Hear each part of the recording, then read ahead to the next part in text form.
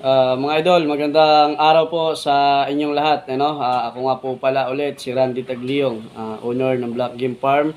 Located na aking manukan is dito lang po sa may Santa Maria, Bulacan, Barangay Catmon po. No? So mga idol, itong channel na to is bago po ito mga idol. Bagong gawa ko, pangatlong account ko na po ito sa YouTube channel. So I hope wag naman sanang mabura uli. No? Mga idol, suportahan niyo po ulit itong YouTube channel na bago ko para naman po kumbaga dumami yung followers ko dito. Although marami naman akong friends na sumusuporta. So I hope suportahan pa rin nila ako dito sa aking bagong YouTube channel, no. So mga idol, ang update natin sa ating mga kakarels, okay naman yung mga early bird natin. So marami-rami na. So yung October born natin, iniisip ko baka ako hindi abutin ng June, July ang release. Kaya ako gumawa ng vlog, itong YouTube channel para po ma-update yung iba na hindi naman nakapalo sa aking Facebook. Kasi po maraming gustong bumili. Ang problema wala silang update daw kung anong kailan talaga exactly month na release ko.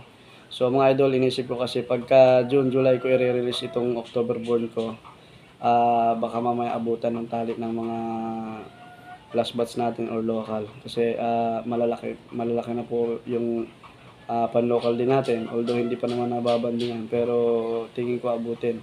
Tapos mga idol, doon pala sa mga nag-o-order sa akin ng mga manok. Mga idol, ako po ay hindi tumatanggap ng payment sa GCash. And then sa bangko, hindi po tumatanggap.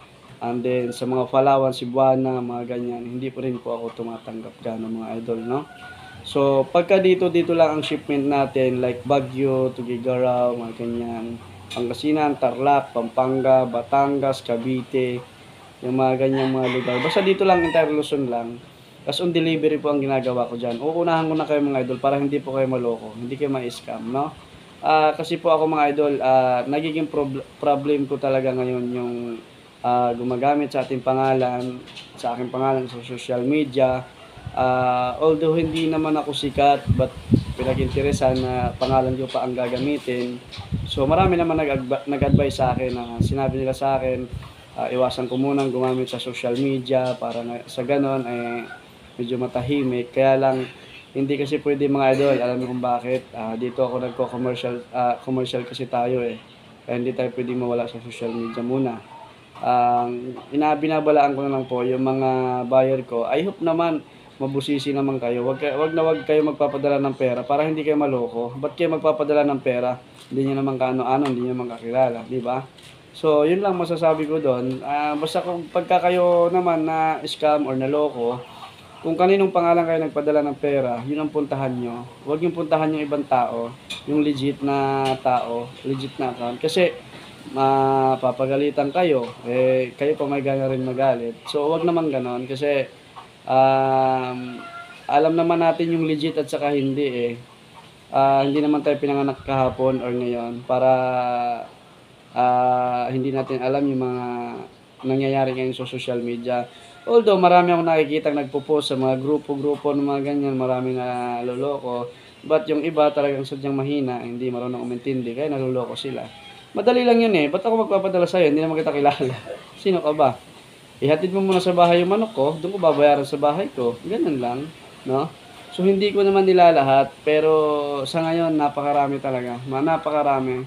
So, I hope mga idol, para maiwasan natin yun. Huwag tayo magpadala ng pera, kahit na sino, no?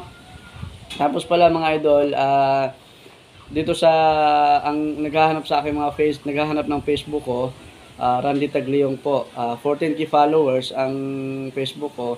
Yun lang po ang i-follow nyo, walang iba. Tapos yung cellphone number ko naman, ilalagay ko sa title para makita nyo agad, no? Pagka binisita nyo yung title ko dito sa YouTube. Tapos sa cover naman ng aking YouTube channel, nandun yung cellphone number ko. Sana para hindi kayo maligaw kasi napakahirap po no? Pagka paulit-ulit tayong nagpapaalala, wala naman nangyayari, huwag na kayo paalalahanan para kung ma-scam ang ganang ma-scam, di problema nyo na yon, di ba? So, mga idol, itong video na to, puro lang paalala kasi nga naawa ako sa mga nai-scam. Alam mo yon. Hindi talaga dapat magpadala ng pera kahit na kanino. mahirap magtiwala sa panahon ngayon mga idol. Ha? Magandang araw po sa inyong lahat mga idol. I hope na maintindihan nyo at pakinggan nyo yung mga paalala ko dahil sa ngayon talaga ang daming gumagamit sa aking pangalan sa social media. Hindi naman tayo sikat. Hindi ko alam kung bakit. No? So, yun lang mga idol. Magandang araw. Again.